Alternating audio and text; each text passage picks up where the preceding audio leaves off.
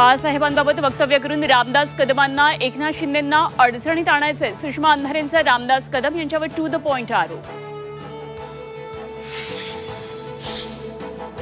गद्दारांवर बोलणार नाही, मात्र अशा घाणेरड्या आरोपांमुळे वेदना होतात। रामदास कदमांच्या आरोपांवर उद्धव ठाकरेंची उद्विग्न प्रतिक्रिया। ज्योती कदमांनी आत्महत्येचा प्रयत्न का केला? आत्महत्येचा प्रयत्न केला की जाळलं? अनिल परबांचा सवाल।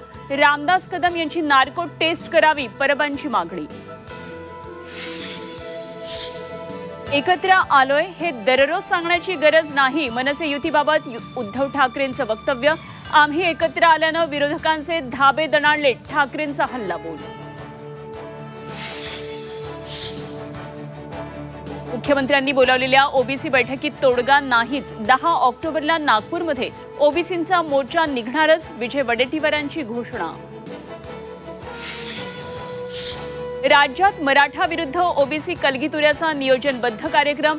झी 24 तासच्या विशेष कार्यक्रमात सुषमा अंधारेंचा थेट आरोप, ओबीसींसोबत उभं राहायचं असेल तर सरकारमधून बाहेर पडा।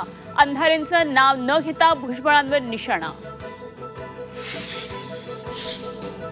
हातपाय सलामत ठेवायचे असतील तर शेतकऱ्यांचा हित पहा, शिवसेना आमदार संतोष बांगरांचा पीक विमा कंपन्यांना दम।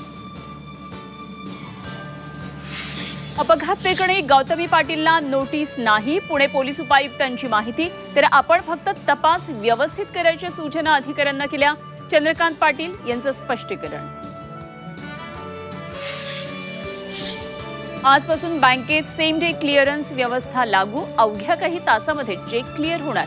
चेक बाउन्स झाल्यास ग्राहकांना भुर्दंड बसणार।